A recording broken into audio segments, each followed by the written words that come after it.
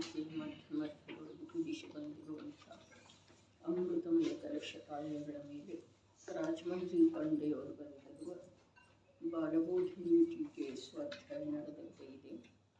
ಮೋಕ್ಷ ಅಧಿಕಾರದ ದ್ವಿತೀಯ ಮಂಗಲ ಕಲಶ.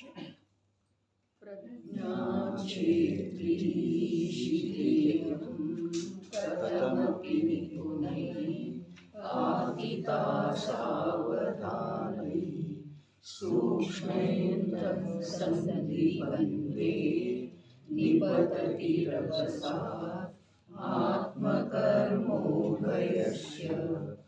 ಆತ್ಮಾನಂ ಮಗ್ನಮಂತಃ ಸ್ಥಿರವಿಶದಲಸಃ ಧಾಮ್ನಿ ಚೈತನ್ಯಪೂರೇ ಬಂಧಜ್ಞಾನಭಾವೇ ನಿಯಮಿತಮಭಿತಃ ಕುರ್ವತಿ ಭಿನ್ನ ಭಿನ್ನೌ. ಆತ್ಮ ಕರ್ಮೋಭಯಶ್ಚ. ಆತ್ಮ ಚೇತನ ಮಾತ್ರ ದ್ರವ್ಯ, ಕರ್ಮ ಉದ್ಗಲದ ಪಿಂಡ ಅಥವಾ ಮೋಹರಾಗ ದ್ವೇಷ ರೂಪದ ಅಶುದ್ಧ ಪರಿಣತಿ. ಹೀಗೆ ಇರುವ ಉಭಯ ಎಂದರೆ ಎರಡು ವಸ್ತುಗಳನ್ನು ಅಂತಃಸಂಧಿ, ಒಂದು ವೇಳೆ ಏಕಕ್ಷೇತ್ರಾವಗಾಹ ರೂಪವಿವೆ, ಬಂಧ ಪರ್ಯಾಯ ರೂಪವಿವೆ, ಅಶುದ್ಧತೆಯ ವಿಕಾರ ರೂಪವಾಗಿ ಪರಿಣಮಿಸಿದೆ. ಆದಾಗ್ಯೂ ಪರಸ್ಪರ ಸಂಧಿ ಇದೆ, ನಿಸ್ಸಂಧಿಯಾಗಿಲ್ಲ. ಎರಡು ದ್ರವ್ಯಗಳು ಏಕದ್ರವ್ಯ ರೂಪವಾಗಿಲ್ಲ. ಮೇಲೆ ಉದ್ಗಲ ಪಿಂಡ ಅಂಥೇಳಿ ಹೇಳಿದ್ರಂಥೇಳಿ ಎರಡು ದ್ರವ್ಯ ಶಬ್ದದ ಪ್ರಯೋಗ ಮಾಡಿದರೆ ಇದು ಒಂದು. ಆದರೆ ವಾಸ್ತವದಲ್ಲಿ ದ್ರವ್ಯ ಅರ್ಥಾತ್ ಇನ್ನೊಂದರಿಂದ ಅತ್ಯಂತ ಭಿನ್ನ ಯಾವುದಿದೆಯೋ ಅದು ದ್ರವ್ಯ ಇದೆ. ರಾಗದ್ವೇಷ ಮೋಹ ಶುದ್ಧ ಜ್ಞಾನ ಇವು ಎರಡು ಏನದವು ಅತ್ಯಂತ ಭಿನ್ನ. ರಾಗದ್ವೇಷ ಮೋಹ ರೂಪದ ಅಶುದ್ಧಿ ಏನಿದೆ ಅದು ಪರ್ಯಾಯದೊಳಗನ ಇದ್ರನು, ಶುದ್ಧ ಜೀವದ ಪರ್ಯಾಯದೊಳಗನ ಇದ್ರನು ಕೂಡ ಆ ಜೀವದ್ರವ್ಯ ಹಾಗೆ ಆಗಿಲ್ಲ. ಅಥವಾ ಜ್ಞಾನ ಆ ರಾಗದ್ವೇಷ ಮೋಹ ರೂಪ ಆಗೇ ಇಲ್ಲ. ಜ್ಞಾನ ಜ್ಞಾನ ರೂಪದಿಂದ ಇದೆ, ರಾಗ ರಾಗ ರೂಪದಿಂದ ಇದೆ. ಹೀಗಾಗಿ ಎರಡು ದ್ರವ್ಯ ಅಂಥೇಳಿ ಹೇಳಿದ್ರೆ ಇಲ್ಲಿ ವಾಸ್ತವದಲ್ಲಿ ಮೊದಲು ಪುದ್ಗಲ ಪಿಂಡ ಅಂಥೇಳಿ ಹೇಳಿದ್ರು, ಅದಕ್ಕೂ ಅರ್ಥ ಸಮ ಹೋಗ್ತಿದೆ, ಜೀವದ್ರವ್ಯ ಮತ್ತು ಪುದ್ಗಲ ಪಿಂಡ. ಹೀಗಾಗಿ ಎರಡು ದ್ರವ್ಯನ ಅದು. ಇನ್ನು ರಾಗದ್ವೇಷ ಮೋಹ ಮತ್ತು ಶುದ್ಧ ಚೇತನ ಮಾತ್ರ ವಸ್ತು ಅವಂತೂ ಏನದವು ಸ್ವಭಾವದಿಂದ ಭಿನ್ನ ಇದ್ದ ಕಾರಣ ಒಂದರ ಪರ್ಯಾಯದೊಳಗೆ ಅರ್ಥಾತ್ ಜೀವದ್ರವ್ಯದ ಪರ್ಯಾಯದೊಳಗನ ಆ ಅಶುದ್ಧ ಪರಿಣತಿ ಇದ್ರೂ ಕೂಡ ಅದು ಜೀವದ್ರವ್ಯದ ಜೊತೆಗೆ ಯಾವುದೇ ಕಾಲದೊಳಗ ಅಥವಾ ಎಷ್ಟೂ ಕಾಲ ಕಳೆದ್ರೂ ಏಕರೂಪ ಆಗೋದು ಸಾಧ್ಯ ಇಲ್ಲ. ಅದರ ಸ್ವಭಾವ ಬೇರೆ ಇದೆ, ಇದರ ಸ್ವಭಾವ ಬೇರೆ ಇದೆ. ನಿನ್ನೆ ಹೇಳಿದ ಪ್ರಕಾರ ಇದು ಭಲೇ ಪ್ರವಾಹ ಸಾಪೇಕ್ಷ ಅನಂತ ಕಾಲದಿಂದ ನಡೆದ್ರೂ ಕೂಡ ಸಮಯವರ್ತಿನೇ ಇದೆ. ಯಾವುದ ಅಶುದ್ಧ ಪರಿಣಾಮಗಳ ಪ್ರವಾಹ ಪರಿಣತಿ ಸಮಯವರ್ತಿನೇ ಇದೆ. ಅದು ಇಂದಿನವರೆಗೆ ಅದು ಹಾಗೆಯೇ ನಡ್ಕೊಂಡು ಬರ್ತಾ ಇದೆ ಅಂಥೇಳಿ ಪರಿಣತಿ ಅಂದರು, ಪ್ರವಾಹ ಅಂದರು. ಆದ್ರ ಪರಿಣಾಮ ಪರಿಣಾಮ ಪರಿಣಾಮ ಪರಿಣಾಮ ಒಂದೊಂದು ಸಮಯದ್ದೂನ ಅಥವಾ ಅದರ ಜ್ಞಾನದೊಳಗೆ ಭೇದಿಲ್ಲ. ಜ್ಞಾನ ಅಕ್ಷರದ ಅನಂತವಾ ಭಾಗ ಆದ್ರೂ ಅಥವಾ ಪೂರ್ಣ ರೂಪದಿಂದ ಪ್ರಗಟಾದ್ರೂ ಜ್ಞಾನ ಜ್ಞಾನ ಜ್ಞಾನ ಜ್ಞಾನ ಜ್ಞಾನವೇ ಇದೆ, ಅದು ಬೇರೆ ಏನೂ ಆಗಿಲ್ಲ. ಇದು ರಾಗ ದ್ವೇಷ ಮೋಹ ಅನೇಕ ಪ್ರಕಾರದ ವಿಧ ವಿಧದ ವಿಕಾರ ರೂಪದ ಪರಿಣಾಮಗಳು ಇದ್ದಾವೆ. ಇನ್ನು ಈ ಎರಡರೊಳಗ ಸಂಧಿ ಅಂಥದ್ದಿದೆ, ನಿಸ್ಸಂಧಿ ಇಲ್ಲ ಅಂಥೇಳಿ ಹೇಳಿದರು. ಸಂಧಿ ಅರ್ಥಾತ್ ಭೇದ. ಭೇದ ಹೇಗಿದೆ? ಭೇದ ಹೀಗೆ ಇದೆ, ವಸ್ತು ರೂಪದಿಂದನೇ ಇದೆ, ತಿಳಿದ ನಂತರ ಇದ್ದೇ ಇದೆ. ಎಲ್ಲಿಯವರೆಗೆ ತಿಳಿಯುವುದಿಲ್ಲ ಅಲ್ಲಿಯವರೆಗೆ ಅದು ಅಭೇದವಾಗಿ ಕಂಡು ಬರ್ತಿದೆ. ಜ್ಞಾನ ರಾಗದಿಂದ ಬೇರೆ ಇಲ್ಲವೇ ಇಲ್ಲ ಅನ್ನೋದು ಅನುಭವದೊಳಗೆ ಬರ್ತಿದೆ, ದೃಷ್ಟಿಯೊಳಗೆ ಬರ್ತಿದೆ, ಕಂಡು ಬರ್ತಿದೆ. ಆದರೆ ಜ್ಞಾನ ರಾಗರೂಪ ಆಗಿಯೇ ಇಲ್ಲ ಅಂಥೇಳಿ ಸರ್ವಜ್ಞ ಪ್ರಭು ವಾಸ್ತವಿಕ ರೂಪದಿಂದ ನೋಡ್ತಾ ಇದ್ದಾರೆ. ಎರಡು ವಸ್ತು ಬೇರೆನೇ ಇದ್ದಾವೆ.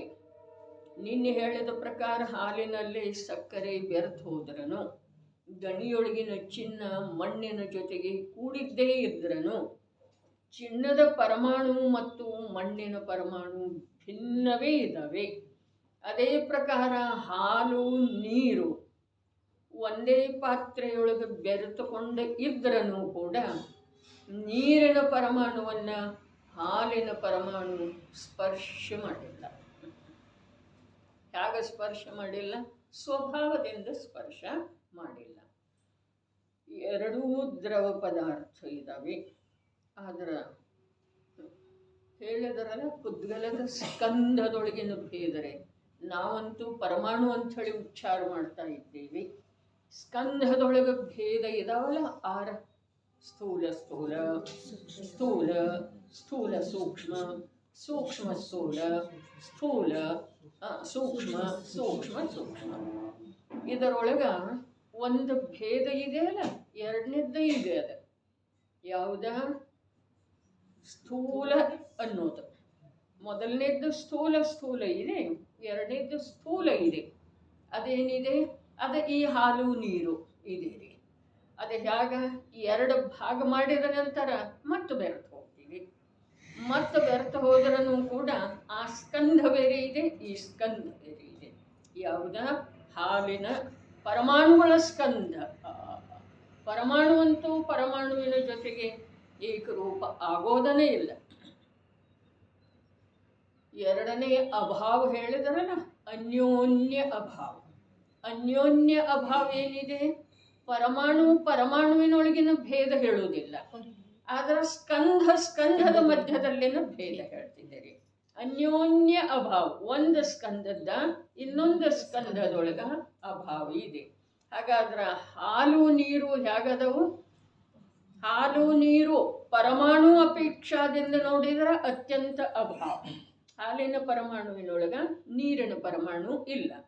ಮತ್ತು ಸ್ಕಂಧದ ಅಪೇಕ್ಷಾದಿಂದ ನೋಡಿದರೆ, ಯಾಕೆ ಅಂತಂದ್ರೆ ಅದು ಸ್ಕಂಧನೇ ಇದೆ ರೀ, ಸ್ಕಂಧನೇ ಇದೆ. ಹಾಲಿನ ಪರಮಾಣುಗಳ ಸ್ಕಂಧ ಏನಿದೆ, ಆ ಸ್ಕಂಧ ನೀರಿನ ಪರಮಾಣುಗಳ ಸ್ಕಂಧದ ಜೊತೆಗೆ ಏಕರೂಪ ಆಗಿಲ್ಲ ಅಂಥೇಳಿ ಅನ್ಯೋನ್ಯ ಅಭಾವ ಇದೆ.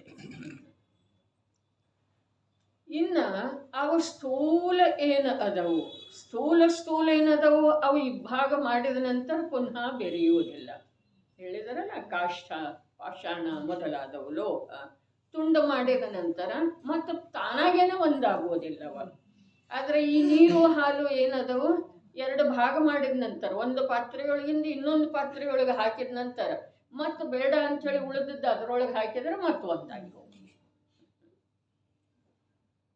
ಈ ಪ್ರಕಾರ ಇಲ್ಲಿ ಹೇಳುವ ಅಭಿಪ್ರಾಯ ಇದೆ, ಜೀವದ್ರವ್ಯ ಚೇತನ ಮಾತ್ರ ಇದೆ.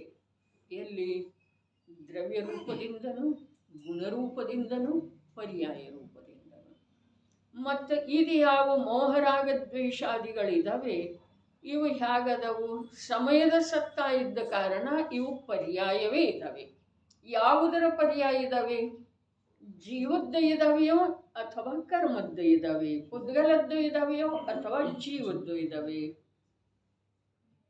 ಮೋಹರಾಗ ದ್ವೇಷ ಪರ್ಯಾಯದವು ಅಂಥೇಳಿ ಹೇಳ್ತಾರೆ. ಶುದ್ಧ ಜೀವದ್ರವ್ಯ ಏನಿದೆ ಅದು ದ್ರವ್ಯ ರೂಪದಿಂದನೂ ಚೇತನ ಇದೆ, ಗುಣರೂಪದಿಂದನೂ ಚೇತನ ಇದೆ, ಪರ್ಯಾಯ ರೂಪದಿಂದನೂ ಚೇತನ ಇದೆ. ಹಾಗಾದ್ರೆ ರಾಗದ್ವೇಷ ಮೋಹ ಇವೇನದವು? ಪರ್ಯಾಯದವು. ಯಾರ ಪರ್ಯಾಯದವು? ಜೀವದ್ದನೋ ಅಥವಾ ಕರ್ಮದ್ದನೋ?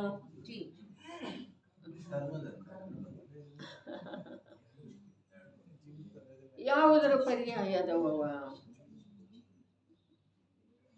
ಅರೆ ನೋಡ್ರಿ, ಶುದ್ಧ ಜೀವ ಶುದ್ಧದ ಸ್ವೀಕಾರ ಪರ್ಯಾಯದೊಳಗ ಮಾಡದೇ ಇರೋ ವೇಳೆದೊಳಗ, ಅರ್ಥಾತ್ ಜೀವದ ಪರ್ಯಾಯದ ದೃಷ್ಟಿಯೊಳಗೆ ಜೀವ ಇಲ್ಲದೆ ಇರೋ ವೇಳೆದೊಳಗ, ತಿಳಿತಲ್ಲ, ಜೀವ ದ್ರವ್ಯದ ಪರ್ಯಾಯದೊಳಗ ಜೀವದ ಸ್ವೀಕಾರ ಇಲ್ಲ, ಪುದ್ಗಲದ ಸ್ವೀಕಾರ ಇರುವ ವೇಳೆದೊಳಗ ಯಾವ ಭಾವ ವಿಶೇಷಗಳಾಗಿದ್ದಾವೆಯೋ ಅವ ಮೋಹರಾಗ ದ್ವೇಷದವರು. ಹಾಗಾದ್ರೆ ಅವು ಜೀವದ್ದು ಅದಾವೇನು ಪುದ್ಗಲದ್ದು ಅದಾವು? ಜೀವದ್ದು ಅದಾವೇನು ಪುದ್ಗಲದ್ದು ಅದಾವು?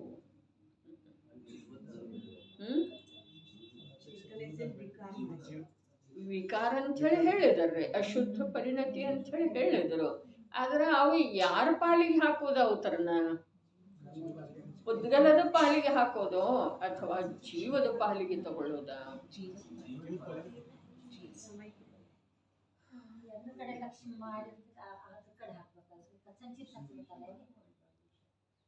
ಕಥಂಚಿತ್ತದ ಮಾತ ಒಂದು ಅಪೇಕ್ಷಾದಿಂದ ಸರಿ ಹೋಗ್ತಿದೆ. ಆದ್ರ ಜೀವದ ಪರ್ಯಾಯ ಶುದ್ಧನೇ ಇದೆಯಲ್ಲ, ಚೈತನ್ಯಮಯನೇ ಇದೆ. ಶುದ್ಧ ಚೇತನ ಮಾತ್ರ ದ್ರವ್ಯ ಅಂತ ಹೇಳಿ ಏನು ಹೇಳಿದ್ರು, ಆ ದ್ರವ್ಯ ಪರ್ಯಾಯದಿಂದ ರಹಿತ ಇಲ್ಲರಲ್ಲ, ಪರ್ಯಾಯ ಇದೆ ಅಲ್ಲಿ. ಹಾಗಾದ್ರ ಆ ಪರ್ಯಾಯ ರಾಗದ್ವೇಷ ಮೋಹ ರೂಪ ಆಗಿದೆ. ಆಗಿದೆ ಆಗಿದೆ ಅಂದ್ರೆ ಏನ? ಅದು ಜೀವದ್ದು ಉಳಿದಿಲ್ಲ. ಜೀವದ್ದು ಉಳಿದಿಲ್ರಿ, ಅದ ಪುದ್ಗಲದಂತೂ ಇಲ್ಲ. ಅದರ ಸಲುವಾಗಿ ಅವುಗಳನ್ನ ಅಧರ ಅವಸ್ಥೆ ಅಂದಿದ್ದಾರೆ. ಅದಕ್ಕೆ ಏನು ಆಧಾರ ಇದೆ ರೀ? ಅಧರ ಅವಸ್ಥೆ ಅಂದಿದ್ದಾರೆ. ಅಧರ ಅದ ದಡ ಜೀವದ್ದನೂ ಅಲ್ಲ, ಪುದ್ಗಲದ್ದನೂ ಅಲ್ಲ. ಜೀವದ್ದಾಗಬೇಕಾದ್ರೆ ಅಲ್ಲಿ ಜೀವ ಚೈತನ್ಯ ಪರ್ಯಾಯದಿಂದ ರಹಿತ ಆಗಬೇಕು. ಹಾಗೆ ಆಗೋ ಸಾಧ್ಯ ಇಲ್ರಿ. ಹೀಗಿದ್ದ ಕಾರಣ ಇಲ್ಲಿ ಸಂಧಿ ಇದೆ, ನಿಸ್ಸಂಧಿ ಇಲ್ಲ ಅಂತ ಹೇಳಿ ಹೇಳಿದ್ರಲ್ಲ, ಆ ಮಾತಿನ ವಿಚಾರ ಮಾಡ್ತಾ ಇದೆ. ಸಂಧಿಯಲ್ಲಿದೆ, ಹೇಗಿದೆ? ಅಶುದ್ಧ ಪರಿಣತಿ. ಅರೇ ಹೇಳಿದ್ರೆ ಏಕ ಕ್ಷೇತ್ರಾವಗಾಹ ರೂಪ ಅಂದರು, ಎರಡನೇದ ಪರ್ಯಾಯ ರೂಪ ಅಂತ ಹೇಳಿ ಹೇಳಿದ್ರು, ಮೂರನೇದ ಅಶುದ್ಧ ಪರಿಣತಿ ಅಂತ ಹೇಳಿ ಹೇಳಿದರು. ಅಶುದ್ಧ ಪರಿಣತಿ ಇದ್ರ ಅದು ಜೀವದ ಇದೆ ಅಂಥೇಳಿ ವ್ಯವಹಾರದಿಂದ ಹೇಳುತ್ತಾರೆ. ತಿಳಿತಂದ್ರೆ ಅಶುದ್ಧ ಪರಿಣತಿ ಜೀವದ್ದು ಇದೆ ಅಂಥೇಳಿ ವ್ಯವಹಾರದಿಂದ ಹೇಳೋದು. ನಿಶ್ಚಯದಿಂದ ಜೀವದ ಪರಿಣತಿ ಹೇಗಿದೆ? ಚೈತನ್ಯಮಯ ಇದೆ. ಚೈತನ್ಯಮಯ ಇದೆ. ಒಂದು ವೇಳೆ ಜೀವದ ಪರಿಣತಿ, ಜೀವದ ಪರ್ಯಾಯ ಜಡರೂಪ ಆಯಿತು ಅಂತಂದ್ರ ಅದನ್ನು ಚೇತನ ರೂಪ ಹೇಗೆ ಮಾಡೋದ್ರಿ? ಆಗೋದನ್ನ ಸಾಧ್ಯ ಇಲ್ಲ. ಮಾಡೋ ಪ್ರಶ್ನೆನೇ ಇಲ್ಲ. ಅದು ಜಡರೂಪ ಆಗೋದನೇ ಇಲ್ರಿ. ಒಂದು ಮಾತ. ಅಶುದ್ಧ ಶಬ್ದದ ಅರ್ಥ ಏನಿದೆ? ಅನೇಕ ಬಾರಿ ಬಂದದ್ದು ಇದೆ. ಅಶುದ್ಧ ಶಬ್ದದ ಅರ್ಥ ಏನ? ಚೈತನ್ಯ ಮಾತ್ರತನವನ್ನ ಮೀರಿದೆ ಅಂಥೇಳಿ ಅದಕ್ಕೆ ಅಶುದ್ಧ. ಚೈತನ್ಯ ಮಾತ್ರತನವನ್ನ ಕಾಯ್ದುಕೊಂಡಿಲ್ಲ ಅಂಥೇಳಿ ಅದಕ್ಕೆ ಅಶುದ್ಧ ಅನ್ನೋದ್ರಿ. ಅಶುದ್ಧ ಅಂದ್ರನ ಅಚೇತನ ಅಂದ್ರೆ, ಅಚೇತನ ಅಂದ್ರನ ಪುದ್ಗಲನ್ರಿ. ಇನ್ನು ಇದಕ್ಕೆ ಇನ್ನೊಂದು ತರ್ಕ ಮೊನ್ನೆ ದಿವಸ ಹೇಳಿದ್ದಿತ್ತು. ಏನ? ಜ್ಞಾನ ದರ್ಶನಗಳೇನದವು ಅವು ಇಂದ್ರಿಯ ಗೋಚರ ಇಲ್ಲ.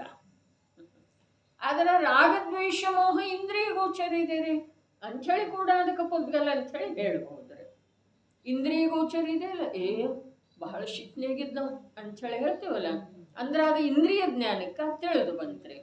ಆದ್ರೆ ವೀತರಾಗ ಭಾವ ಇಂದ್ರಿಯ ಜ್ಞಾನಕ್ಕೆ ತಿಳಿದು ಬರ್ತಿದೆಯನ?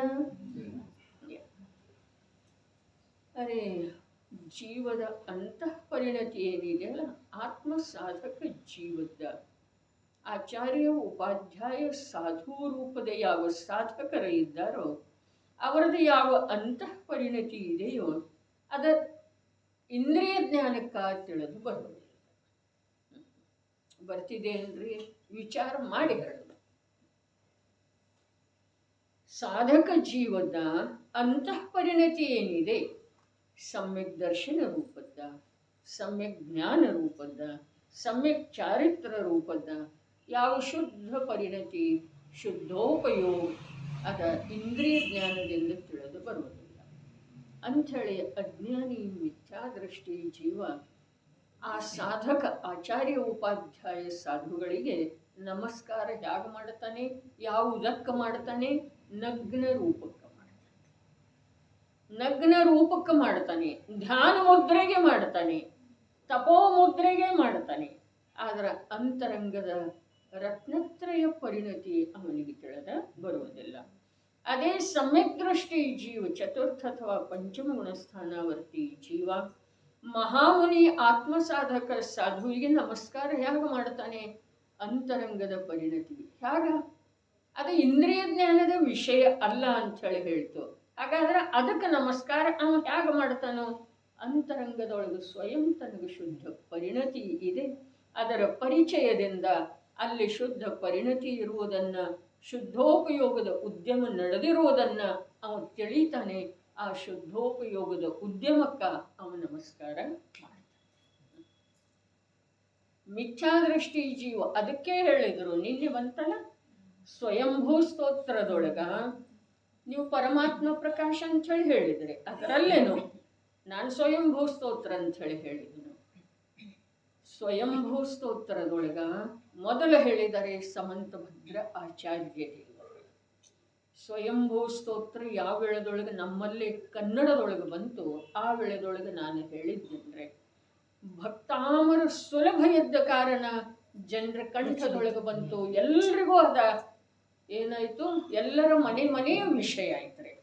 ಆದರೆ ಸ್ವಯಂಭೂ ಸ್ತೋತ್ರ ಮಹಾನ್ ಉಚ್ಚ ಕೊಟ್ಟಿದ್ದ ಇದ್ದ ಕಾರಣ ಅದು ಅಷ್ಟು ಪ್ರಚಲಿತ ಆಗಲಿಲ್ರಿ. ಅದು ಜ್ಞಾನಿಗಳಿಗೆ ಮಾತ್ರ ಸೀಮಿತ ಉಳಿತಾರೆ. ಆ ಸ್ವಯಂಭೂ ಸ್ತೋತ್ರದೊಳಗೆ ಸುಮಾರು ಇಂದಿಗೆ 1900 ವರ್ಷಗಳ ಪೂರ್ವದಲ್ಲಿ ಭಗವಾನ್ ಕುಂದಾಚಾರ್ಯ ದೇವರ ಆಗಿ ಕೇವಲ 100 ವರ್ಷದ ಕಾಲಖಂಡದೊಳಗ ಸಮಂತಭದ್ರಾಚಾರ್ಯರ ಆ ಸ್ವಯಂಭೂ ಸ್ತೋತ್ರದೊಳಗೆ ಮೊಟ್ಟ ಮೊದಲಿಗೆ ಹೇಳಿದರು ಏನ, ಪ್ರಭು ಮಿಥ್ಯಾದೃಷ್ಟಿ ಜೀವ ನಿನಗೆ ಇದುವರೆಗೆ ನಮಸ್ಕಾರ ಮಾಡಲೇ ಇಲ್ಲ. ನಮಸ್ಕಾರ ಮಾಡೋದರ ಅರ್ಥ ಕರಬದ್ಧ ಆಗೋದ, ಮಸ್ತಕ ಮಣಿಸೋದ ಅಲ್ಲ. ನಮಸ್ಕಾರ ಮಾಡೋದ ಅರ್ಥಾತ್ ಅವರ ಅಂತರಂಗದ ಆ ವೀತರಾಗ ಭಾವವನ್ನ ಕಂಡು ಅದಕ್ಕೆ ಸಮರ್ಪಿತ ಆಗೋದರೆ. ಆ ವೀತರಾಗ ಭಾವ ಒಂದೇ ನನ್ನ ಜೀವನದೊಳಗ ಪ್ರಾಪ್ತ ಮಾಡಿಕೊಳ್ಳಿಕ್ಕೆ ಯೋಗ್ಯ ಇದೆ. ಆ ವೀತರಾಗ ಭಾವವೇ ಸರ್ವ ಜೀವರುಗಳ ಮೂಲ ಸ್ವಭಾವ ಇದೆ. ಆ ವೀತರಾಗ ಭಾವವೇ ಜೀವ ಮಾತ್ರರಿಗೆ ಸುಖದ ಸಂವೇದನ ಮಾಡಿಸುವಂಥದ್ದಿದೆ. ಈ ಜ್ಞಾನಪೂರ್ವಕ ಆ ವೀತರಾಗ ಭಾವವನ್ನ ಆದರಣೀಯ ಪೂಜನೀಯ ಅಂಥೇಳಿ ನೋಡೋದು, ಅವಲೋಕನೆ ಮಾಡೋದೇನಿದೆ ಅದ ನಮಸ್ಕಾರ. ಅದು ಮಿಥ್ಯಾದೃಷ್ಟಿಗೆ ತಿಳಿಲೇ ಇಲ್ಲ. ವೀತರಾಗ ಭಾವ ಮಿಥ್ಯಾದೃಷ್ಟಿಗೆ ತಿಳಿಯೋದೇನ? ಬರೀ ಶುಭ ಭಾವ ಅಶುಭ ಭಾವ ಎರಡೇ. ಯಾಕೆಂತಂದ್ರೆ ಅವನಲ್ಲೇ ಅವು ಎರಡೇ ಅದಾವ್ರಲ್ಲ. ಅವನಿಗೆ ಆ ವೀತರಾಗ ಭಾವದ ಪರಿಚಯನೇ ಇಲ್ಲ. ನೋಡ್ರಿ, ಶುಭ ಮತ್ತು ಅಶುಭ ಭಾವ ಅನಾದಿ ಕಾಲದಿಂದ ಇದ್ರೂ ಕೂಡ ವೀತರಾಗ ಇದು ತ್ರಿಕಾಲಿ ಸ್ವಭಾವ ಇದೆ. ತಿಳಿತಲ್ಲ? ವೀತರಾಗ ಭಾವ ತ್ರಿಕಾಲಿ ಸ್ವಭಾವ ಇದೆ. ಆದರೆ ಎಲ್ಲಿಯವರೆಗೆ ಆ ವಿಭಾವದಿಂದ ಸ್ವಭಾವದ ಭಿನ್ನತೆ ಜೀವನಿಗೆ ತಿಳಿದು ಬರುವುದಿಲ್ಲವೋ ಅಲ್ಲಿಯವರೆಗೆ ಅವನು ಶುಭ ಭಾವದಲ್ಲಿನ ಮಗ್ನ ಇರ್ತಾನೆ.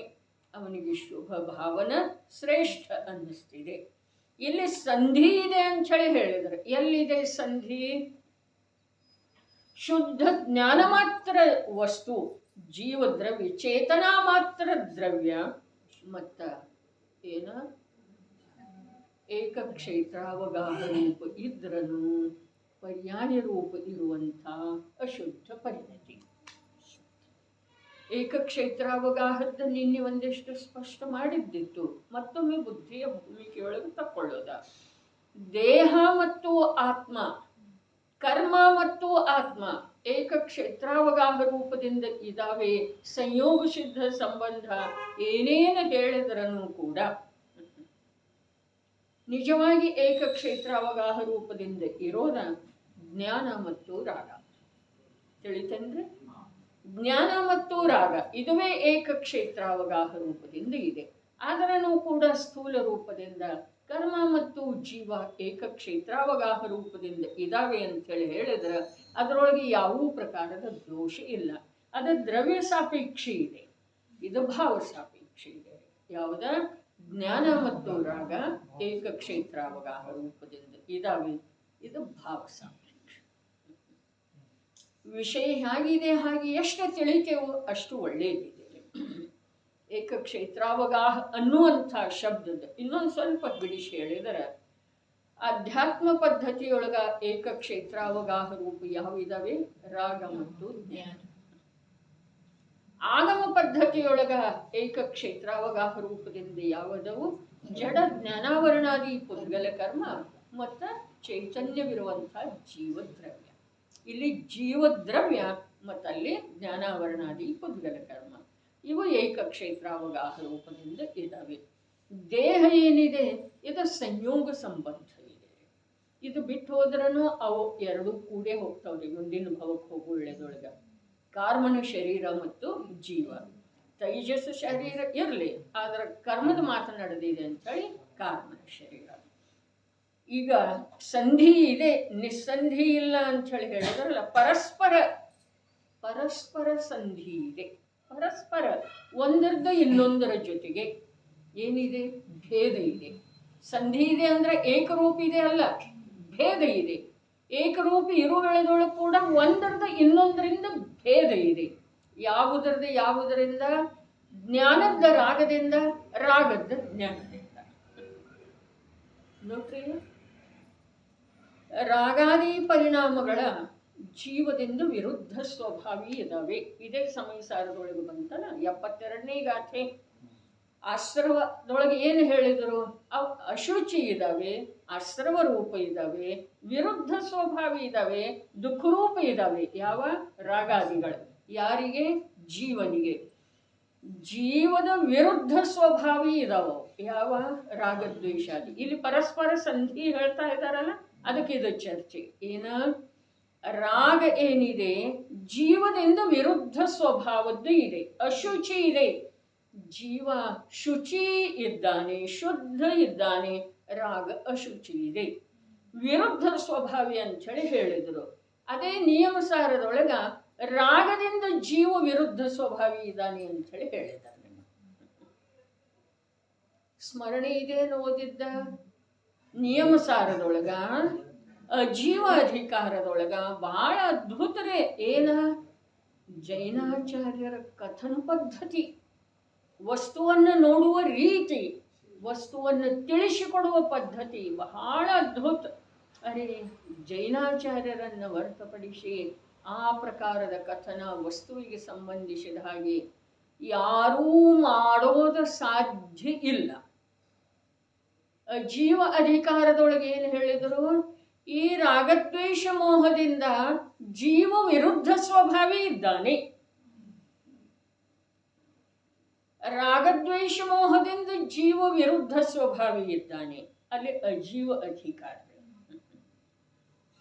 ಮತ್ತೆ ಇಲ್ಲಿ ಸಮಯ ಸಾರದೊಳಗೆ ದೃಷ್ಟಿಯ ಪ್ರಾಧಾನ್ಯತೆ ಇರುವುದರಿಂದ ಆ ರಾಗಾದಿಗಳ ಜೀವದಿಂದ ವಿರುದ್ಧ ಸ್ವಭಾವಿ ಇದೆ.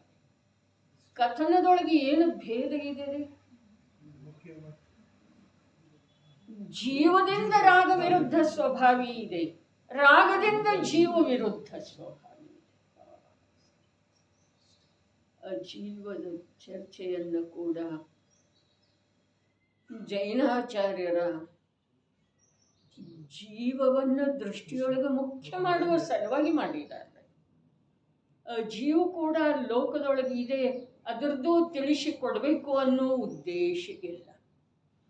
ಜೀವದ ಚರ್ಚೆ ಸ್ವರೂಪದ ನಿರೂಪಣೆ ಮಾಡುವುದರ ಹಿಂದೆ ಕೂಡ ಆಚಾರ್ಯ ಭಗವಂತರ ಉದ್ದೇಶ ಜೀವನನ್ನು ಮುಖ್ಯ ಮಾಡುವುದು. ನಿಯಮಸಾರದ ಅಜೀವ ಅಧಿಕಾರದೊಳಗೆ ಏನು ಹೇಳಿದರು? ರಾಗಾದಿಗಳಿಂದ. ಅರೆ, ರಾಗಾದಿಗಳಿಂದ ರಾಗ ಯಾವುದರದ? ಪಂಚ ಮಹಾವ್ರತಕ್ಕೆ ಸಂಬಂಧಿಸಿದ ರಾಗ. ಆ ರಾಗದಿಂದ ನಿನ್ನ ಆತ್ಮ ವಿರುದ್ಧ ಅದನ್ನ.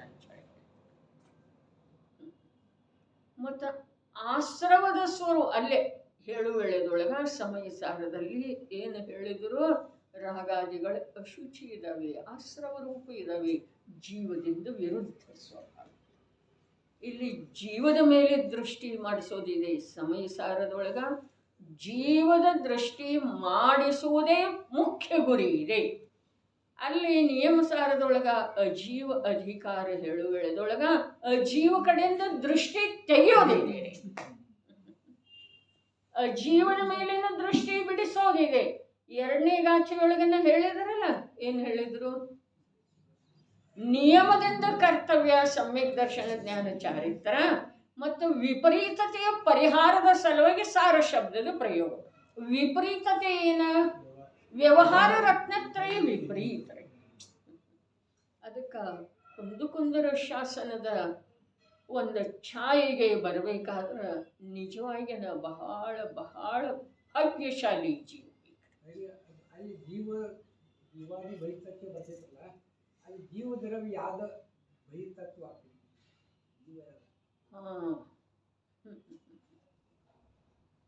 ಶುದ್ಧ ಭಾವ ಅಧಿಕಾರದ ಮೊದಲನೇ ಗಾಥೆ. ಜೀವಾದಿ ಬಹಿತಚ್ಚಂ ಹೇಯಂ. ಅಲ್ಲಿ ಯಾವುದು ಬರ್ತಿದೆ? ಯಾವುದು ಬರ್ತಿದೆ? ಅಲ್ಲಿ ಯಾವ ಜೀವ ಬರ್ತಿದೆ? ಜೀವ ಮೊದಲಾದ 7 ತತ್ವಗಳ ಬಾಹ್ಯ ತತ್ವ ಅಂತೇಳಿ ಹೇಳಿದರು. ಹಾಗಾದ್ರೆ ಅಲ್ಲಿ ಯಾವ ಜೀವ ಬರ್ತಿದೆ? ಅಲ್ಲಿ ಗುಣ ಪರ್ಯಾಯದಿಂದ ಯುಕ್ತವಿರುವಂಥ ಭೇದ ರೂಪದ ಕಥನದ ವಿಷಯ ಯಾವುದಿದೆಯಲ್ಲ ಆ ಜೀವ.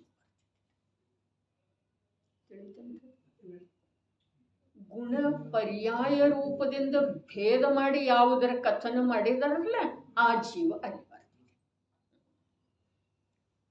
ಹಾಗಾದ್ರೆ ಅರೆ ಅದನ್ನು ಹೊರಗೆ ಹಾಕಿದ ನಂತರ ಯಾವುದು ಉಳಿತಿದೆ? ಅಲ್ಲಿ ಉಪಾದೇಯ ಯಾವುದು ಉಳಿತಿದೆ? ಅಭೇದ ಚೈತನ್ಯ ಮಾತ್ರ ಇಲ್ಲಿ ಹೇಳಿದರ ಅಂತ. ಪುಣ್ಯ ಪಾಪ ಅಧಿಕಾರದೊಳಗೆ ಹೇಳಿದರೆ ಸೂಕ್ಷ್ಮ ಅಂತರ್ಜಲ್ಪ. ಸೂಕ್ಷ್ಮ ಅಂತರ್ಜಲ್ಪ ಅಂತ ಹೇಳಿ ಹೇಳಿದ್ರಲ್ಲ, ಅದೇನಿದೆ ಸುಧಾತಾಯಿ? ಅದೇನಿದೆ? 6 ದ್ರವ್ಯದ ವಿಚಾರ ಮಾಡೋದ, ಅಥವಾ ಜೀವದ್ರವ್ಯ ಜ್ಞಾನಾದಿ ಗುಣಗಳಿಂದ ವಿಶೇಷನಿದ್ದಾನೆ ಅಂಥೇಳಿ ವಿಚಾರ ಮಾಡೋದ, ಜೀವದ ಜ್ಞಾನಗುಣದ ಮಹಿಮೆ ಮಾಡೋದ, ಜೀವದ ಶ್ರದ್ಧಾಗುಣದ ಸ್ವಭಾವವನ್ನು ತಿಳಿಯೋದ, ಸಮ್ಯಕ್ ದರ್ಶನದ ಮಹಿಮೆ, ವೀತರಾಗ ಭಾವದ ಮಹಿಮೆ, ಇದೆಲ್ಲ ಅಂತರ್ಜಲ್ಪ.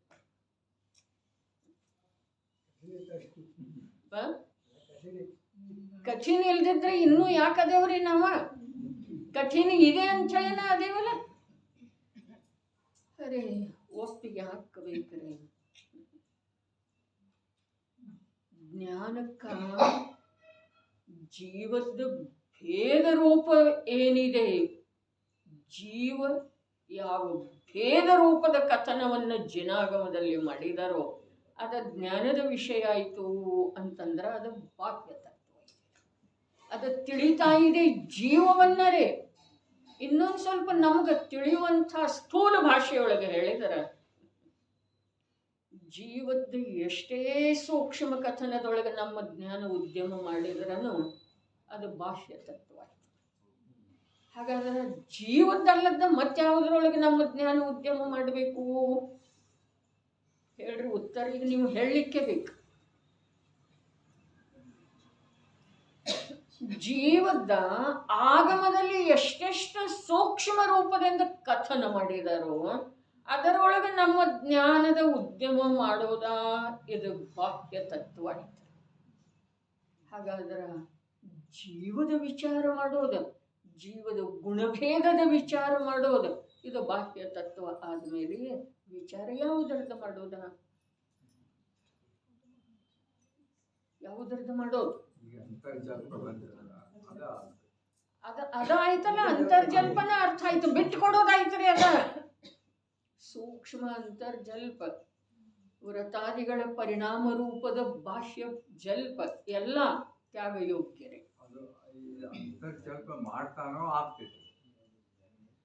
ಅರೆ ಇದು ಒಂದು ಪ್ರಶ್ನೆ ಉದ್ಭವ ಆಯ್ತು. ಅಂತರ್ಜಲ್ಪ ಜೀವ ಮಾಡ್ತಾನೋ ಅಥವಾ ಆಗ್ತಿದೆ?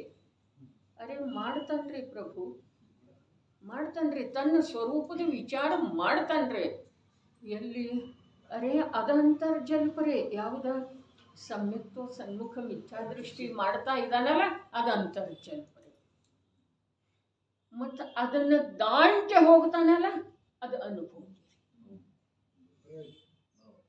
ಅದನ್ನು ದಾಟಿ ಹೋಗಬೇಕು, ಅದು ಅನುಭೂತಿ. ಅಲ್ಲಿಂದ ಧರ್ಮ ಶುರು ರೀ. ಈ ಅಂತರ್ಜಲ್ಪದವರೆಗೆ ಎಲ್ಲ ಏನಿದೆ? ಹೇಯಂ ಬಹಿತತ್ವಂ ಹೇಯ. ಬಹಳ ಕಠಿಣ, ಬಹಳ ಸೀರಿಯಸ್, ಗಂಭೀರತೆಯಿಂದ ವಿಚಾರ ಮಾಡುವಂಥ ವಿಷಯ. ಮತ್ತು ವಿಚಾರ ಮಾಡೋದಿದೆ, ವಿಚಾರ ಮಾಡೋದಿದೆ.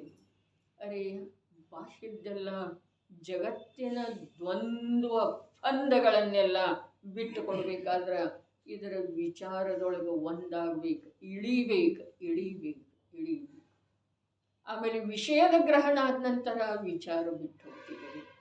ವಿಚಾರ ಅಥವಾ ಮೊನ್ನೇನು ವಿಕಲ್ಪ ಹೇಳಿತ್ತು, ವಿಚಾರ ಏನಿದೆ ಅದ ವಿಚಾರದ ತರಂಗಗಳಿಂದ ಶಾಂತ ಯಾವುದಿದೆಯೋ ಅಂಥ ಜ್ಞಾನ ಸಮುದ್ರದ ಕಡೆಗೆ ತಗೊಂಡು ಹೋಗಲಿಕ್ಕೆ ಯಾವುದು ಅನುಕೂಲ ಇದೆಯೋ, ಮಾಧ್ಯಮ ಇದೆಯೋ, ಅದು ವಿಚಾರ ಇದೆ.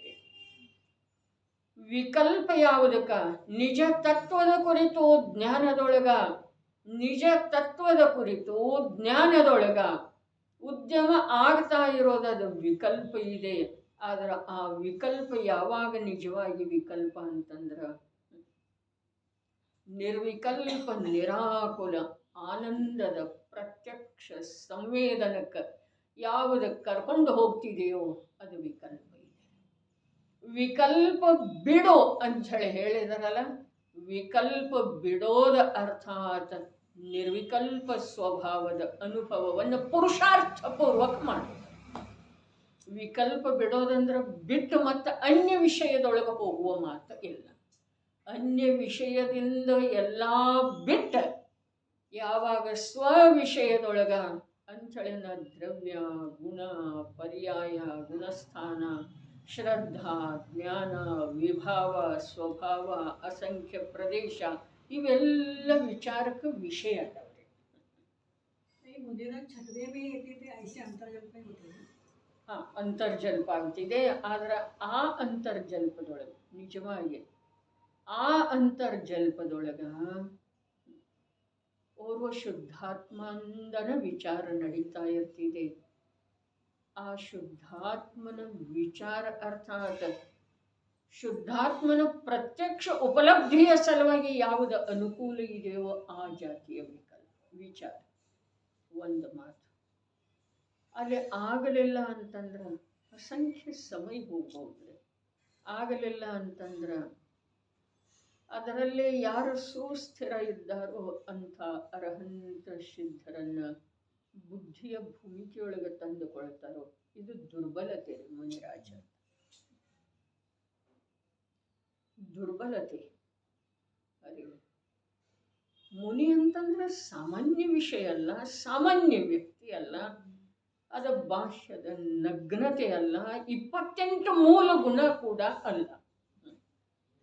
28 ಮೂಲ ಗುಣಗಳ ನಿರತಿಚಾರ ಪರಿಪಾಲನೆ ಏನಿದೆ ಅದು ದ್ರವ್ಯಲಿಂಗದ ಸ್ವರೂಪಿದೆ, ದ್ರವ್ಯಲಿಂಗದ ಸ್ವರೂಪಿದೆ. ಆದರೆ ಭಾವಲಿಂಗ ಯಾವುದಿದೆಯೋ ಅಲ್ಲಿ ಭಾಳ ಉತ್ಕೃಷ್ಟ ಶಬ್ದದ ಪ್ರಯೋಗ ಮಾಡಿದ್ದಾರೆ ಪಂಡಿತ್ ಟೋಡರ್ಮಲ್ಲರು. ಏನ? ಶುದ್ಧೋಪಯೋಗ ರೂಪ ಮುನಿ ಧರ್ಮ का अंगीकार करके निज स्वभाव साधना द्वारा 4 घाती कर्मों का नाश करके अनंत चतुष्टय रूप विराजमान हुए है. ಎಲ್ಲಿ ಅವಕಾಶ ಇದೆ? ಶುದ್ಧೋಪಯೋಗ ರೂಪದ ಗೃಹಸ್ಥ ಅವಸ್ಥೆಯ ತ್ಯಾಗ ಮಾಡಿದರು, ಶುದ್ಧೋಪಯೋಗ ರೂಪದ ಮುನಿ ಧರ್ಮದ ಅಂಗೀಕಾರ ಮಾಡಿದರು, ನಿಜ ಸ್ವಭಾವದ ಸಾಧನೆಯೊಳಗೆ ಒಂದಾದರೂ ಅದರಲ್ಲಿ 4 ಘಾತಿ ಕರ್ಮಗಳ ನಷ್ಟ ಆಗಿ ಹೋದವು.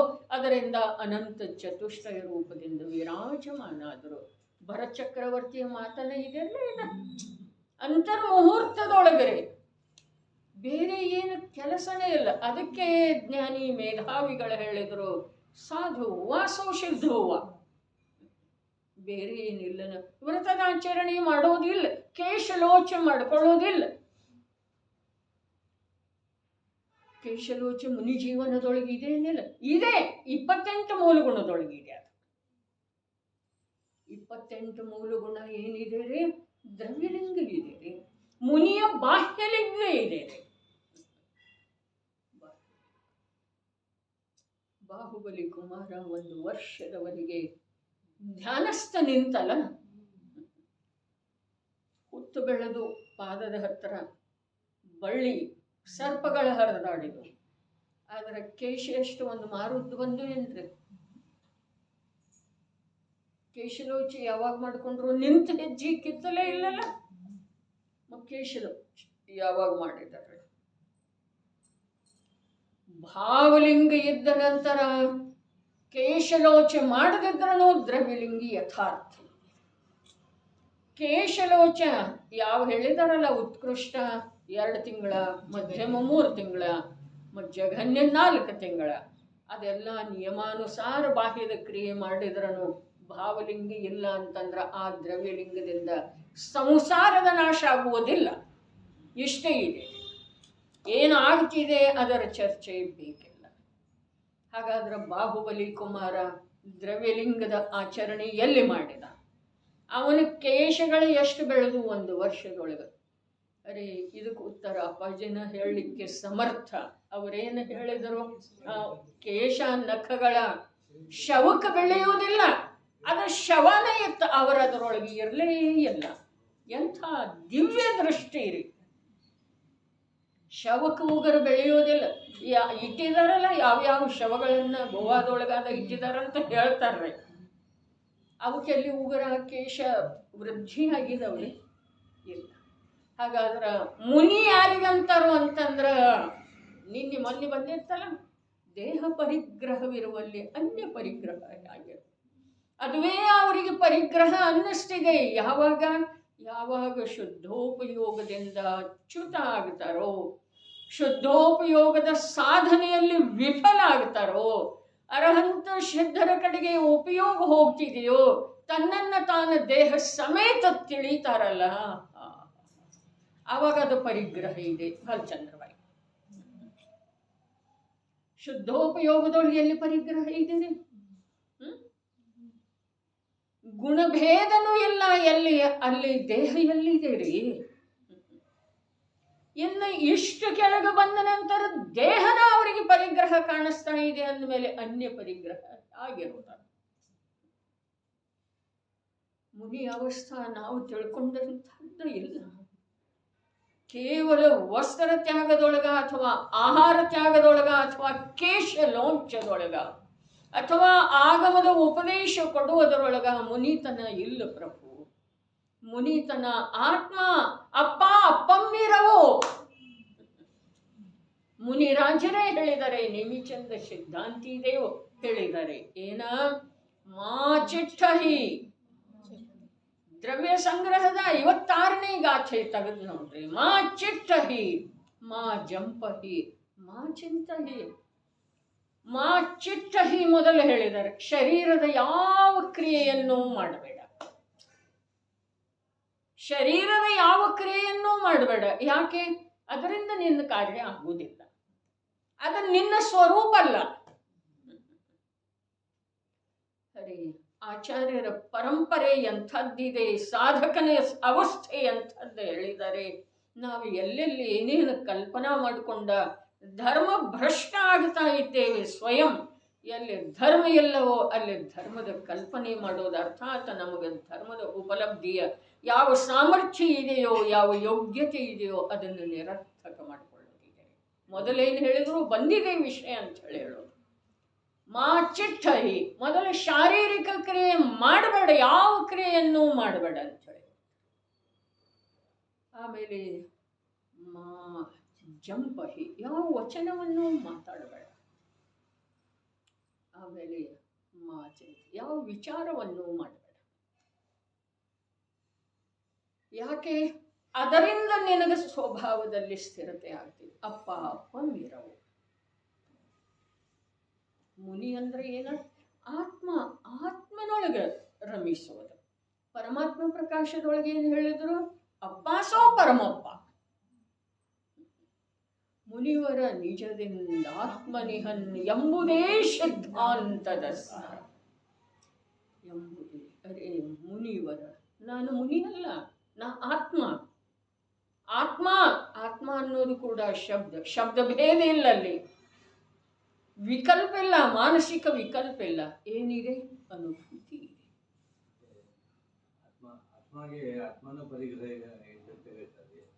ಆತ್ಮಗೆ ಆತ್ಮ ಪರಿಗ್ರಹ ಅಲ್ಲ, ಮುನಿಗೆ ಶರೀರ ಪರಿಗ್ರಹ ಅಂತ ಹೇಳಿ. ಅದು ಜಲ್ಪ, ಅದು ಪರಿಗ್ರಹನೇ ಇರಲಿ. ಆ ಪರಿಗ್ರಹ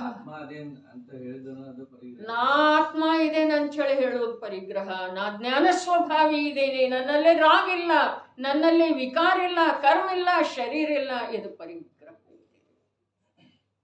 ಅದಕ್ಕೆ ಸೂಕ್ಷ್ಮ ಭಗವದ್ ಧರ್ಮ. ವಚನಾತೀತ ವಿಕಲ್ಪಾತೀತ ಎಂಥದ್ದು ಇರಬಹುದದ. ಧರ್ಮದ ಸ್ವರೂಪ ಏನಿದೆ? ನಿರಾಕುಲ ಶಾಂತಿ, ಶಾಂತಿ ಆನಂದ, ನಿರ್ಭಾರ ನಿರ್ಭಾರ, ನಿರ್ದ್ವಂದ್ವ. ನೀರಾಗನಿ ದ್ವೇಷ ಇವೆಲ್ಲ ಹೇಳಿದ ನಿರ್ದ್ವಂದ್ವ. ಎರಡಿಲ್ಲ. ಈ ಶುಭಾಶುಭ ಪರಿಣಾಮಗಳು ಇವೇನದವು? ಎರಡದವ್ರಿ. ಆತ್ಮ ಹೇಗದನು? ಒಂದು ಚೈತನ್ಯ ಸ್ವಭಾವ. ಅಲ್ಲಿ ಭೇದ ಮಾಡೋದಂತ ಹೇಳಿ ಹೇಳ್ತಾರೆ. ಸಂಧಿ ಇದೆ, ಸೂಕ್ಷ್ಮ ಸಂಧಿ ಇದೆ, ಅಲ್ಲಿ ಭೇದ ಮಾಡೋದು. ಸೇರಿದ್ದಿದೆ, ಬೆಸದದ್ದೇ ಇದೆ.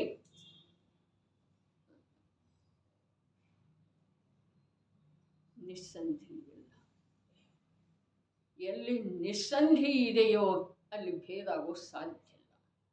ಪರಮಾಣುವಿನೊಳಗೆ ಭೇದ ಆಗ್ತಿದೆ ಅಂದ್ರೆ ಆಗೋದನೇ ಇಲ್ಲ. ಯಾಕೆ? ಅಲ್ಲಿ ಸಂಧಿ ಇಲ್ಲವೇ ಇಲ್ಲ.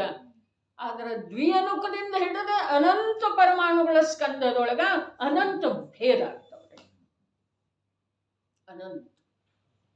ಯಾಕೆ? ಅದಾವನ ಅನಂತರಲ್ಲ. ಹಾಗಾದ್ರೆ ಇಲ್ಲಿ ಎರಡದವಂತ ಹೇಳ್ತಾ ಇದ್ದಾರೆ. ಯಾವ ಎರಡದವು? ಒಂದು ಅಶುದ್ಧ ಪರಿಣತಿ, ಒಂದು ಚೇತನ ಮಾತ್ರ ಶುದ್ಧ ದ್ರವ್ಯ. ದ್ರವ್ಯ ಅರ್ಥಾತ್ ತ್ರಿಕಾಲ ಇರುವಂಥದ್ದ. ಪರ್ಯಾಯ ರೂಪ ಅಂತ ಹೇಳಿ ಹೇಳಿದ್ರು ಅರ್ಥಾತ್ ಕ್ಷಣವರ್ತಿ. ಸಂಧಿ ಅಷ್ಟ ಸ್ಪಷ್ಟ ಐತ್ರಿ. ಆಯ್ತು ಅಥವಾ ಇಲ್ಲ? ಒಂದು ತ್ರಿಕಾಲಿ ದ್ರವ್ಯ ಏನಿದೆ ಅದು ತ್ರಿಕಾಲಿ. ಮತ್ತಿದು ಅಶುದ್ಧ ಪರಿಣಾಮಗಳ ಸೇರಿ ಪರಿಣತಿ ಆದದ್ದಿದೆ. ಪರಿಣಾಮನಿಂದ ಲಕ್ಷ್ಯಕ್ಕೆ ಬರ್ತಾವ. ಶುಭ ಪರಿಣಾಮ, ಅಶುಭ ಪರಿಣಾಮ, ಕ್ರೋಧ ರೂಪದ ಪರಿಣಾಮ, ಲೋಭ ರೂಪದ ಪರಿಣಾಮ ಸ್ಥೂಲ ರೂಪದಿಂದ ಲಕ್ಷ್ಯದೊಳಗೆ ಬರ್ತಾವೆ ಅಥವಾ ಇಲ್ರಿ? ಆದ್ರೆ ಆ ಲೋಭ ಹೊರಟೋದ ನಂತರ ಕೂಡ ನಾನಿದ್ದೇನೆ, ಆ ಕ್ರೋಧದ ಅಭಾವದಲ್ಲಿ ಕೂಡ ನಾನಿದ್ದೇನೆ. ಹಾಗಾದ್ರೆ ಈ ನಾನು ಮತ್ತು ಆ ಕ್ರೋಧ ಇವು ಎರಡಿದಾವೆ. ಹಾಗಾದ್ರೆ ಆ ಕ್ರೋಧ ಆ ಯಾಕೆ ಹೇಳ್ತು? ಅದು ಬಿಟ್ಟು ಹೋಯ್ತಲ್ಲ. ಬಿಟ್ಟು ಹೋದದ್ದು ನನಗೆ ಗೊತ್ತಿದೆ. ಈ ನಾನು ಅಂತಂದ್ರೆ ಈಗ ಅದೇನಲ್ಲ, ಬಹಳ ಕಡೆ ಕಥನ ಬರ್ತಿದೆ ಅಪ್ಪಾಜಿ ಸಾಹಿತ್ಯದೊಳಗೆ. ಈ ನಾನು ಅಂತಂದ್ರೆ ಏನ? ಸದ್ಯಕ್ಕೆ ವಿದ್ಯಮಾನ. ಅರೆ ಪ್ರಗಟ ವ್ಯಕ್ತ. ಈ ನಾನು, ಆ ಕ್ರೋಧ ಯಾಕ? ಯಾವಾಗ ಕ್ರೋಧ ಇತ್ತು ಆವಾಗ ನಾನು ಅದನ್ನು ಕ್ರೋಧ ಅಂತ ಹೇಳಿ ತಿಳಿಲಿಲ್ಲ. ಅದು ಹೋದ ಮೇಲೆ ನನಗೆ ಗೊತ್ತಾಯ್ತು. ಆ ಕ್ರೋಧ, ಈ ನಾನು, ಇಲ್ಲಿ ಸಂಧಿ ಇದೆ. ಅದು ಹೋಗಿದೆ, ಇದು ಇದೆ. ಇಷ್ಟಂತೂ ಸ್ಥೂಲ ಸಂಧಿ ಇದೆಯಲ್ಲ.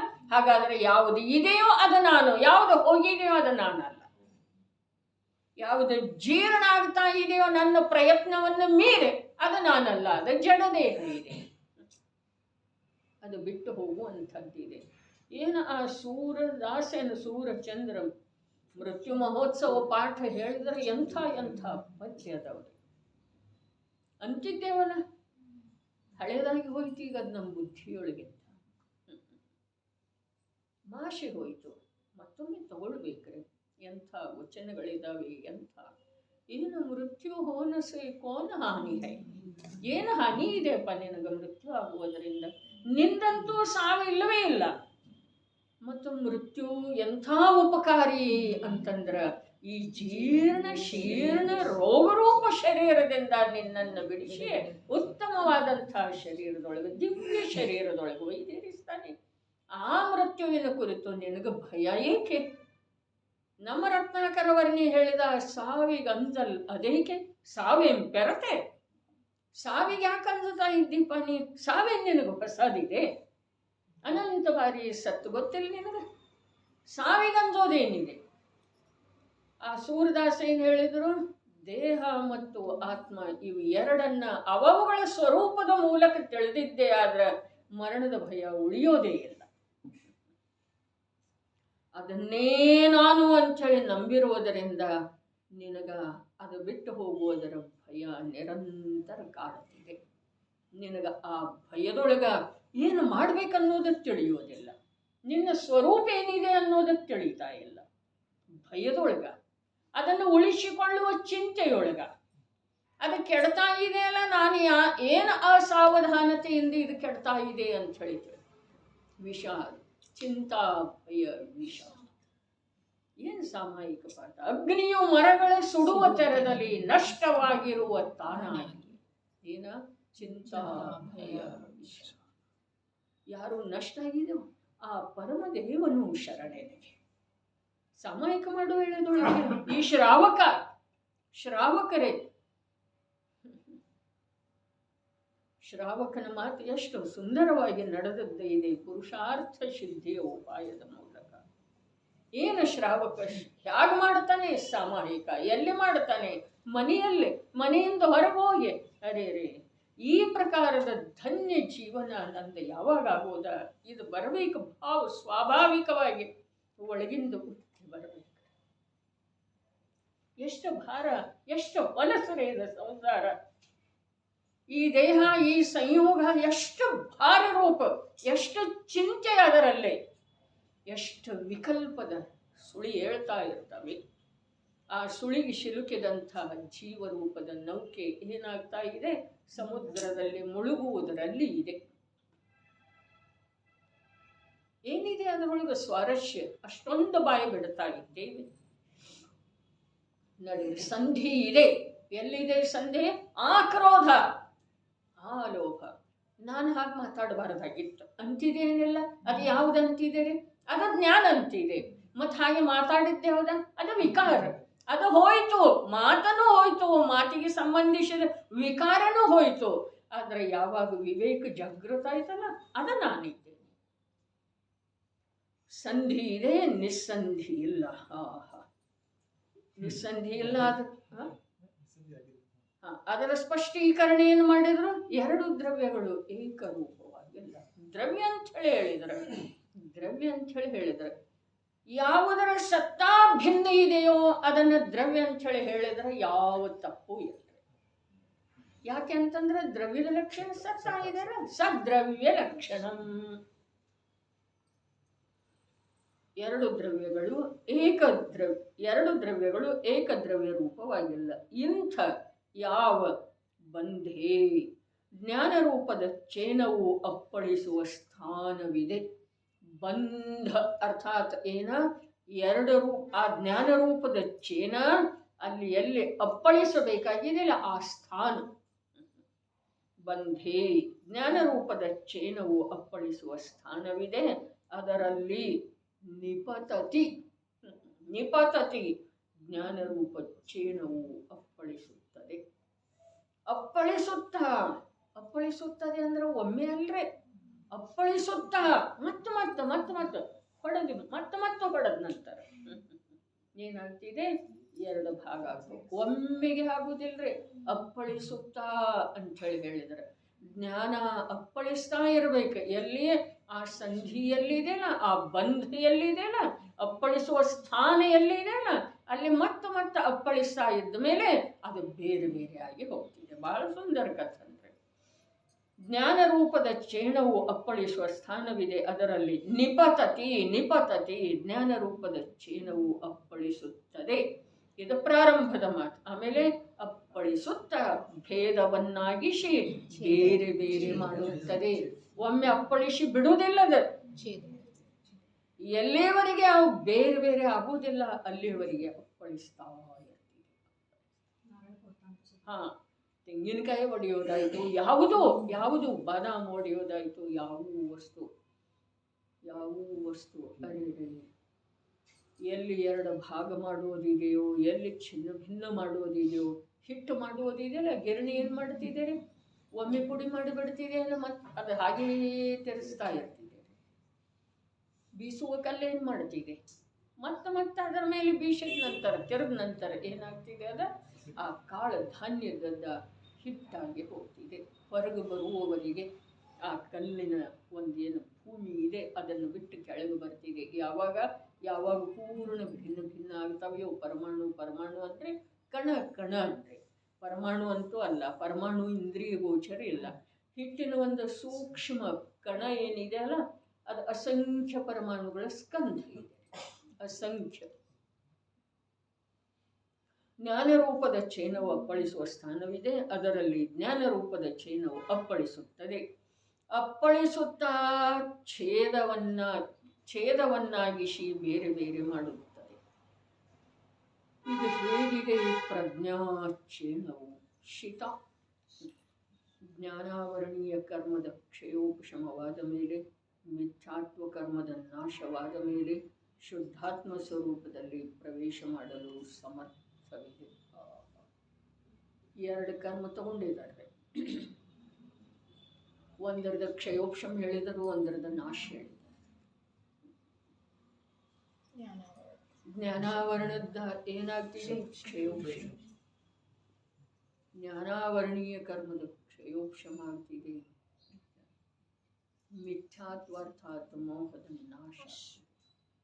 ಮಿಥ್ಯಾತ್ವ ಅಂತಂದ್ರೆ 8 ಕರ್ಮಗಳಲ್ಲಿ ಮೋಹನೀಯದ ಒಂದು ಭೇದ,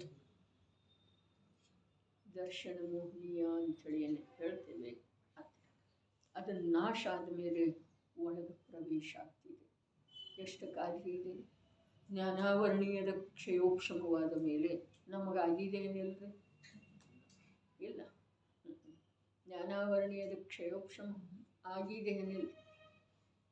ಸರಿ, ಜ್ಞಾನಾವರಣೀಯದ ಕ್ಷಯೋಪಶಮ ಆಗಿದೆ ಅಂಥೇಳಿ ಹೇಳುವುದ, ನೀನು ನಿನ್ನ ಸ್ವಭಾವದ ಜ್ಞಾನ ಮಾಡಿಕೊಳ್ಳುವಲ್ಲಿ ನಿನಗೆ ಯೋಗ್ಯತೆ ಪ್ರಾಪ್ತಿ ಇದೆ ಅಂಥೇಳಿ ತಿಳಿಸೋದಿದೆ. ಆದರೆ ಜ್ಞಾನಾವರಣೀಯದ ಕ್ಷಯೋಪಶಮವಾದ ಮೇಲೆ ಅಂಥೇಳಿ ಏನು ಹೇಳಿದ್ರಲ್ಲ, ಅರೆ ಯಾವ ರೀತಿ ಕ್ಷಯೋಪಶಮ ಆಗಬೇಕು ಅಂತಂದ್ರೆ ಅದು ಭೇದ ಮಾಡುವ ರೀತಿಯಿಂದ. ಯಾವ ರೀತಿ ಕ್ಷಯೋಪಶಮ ಆಗಬೇಕಂತಂದ್ರೆ ಮತ್ತೆ ಭೇದ ಮಾಡಿ ಒಳಗೆ ಪ್ರವೇಶ ಮಾಡುವ ರೀತಿಯಿಂದ. ಮಧ್ಯದೊಳಗೆ ಏನಾಗ್ತಿದೆ, ಆ ದರ್ಶನ ಮೋಹನೀಯದ್ದೇನು ಪಟಲ ಇದೆ ಅದನ್ನು ನಾಶ ಆಗ್ತಿದೆ, ಆಮೇಲೆ ಒಳಗೆ ಪ್ರವೇಶ ಆಗ್ತಿದೆ. ಇದರದ್ದು ವಿಶೇಷ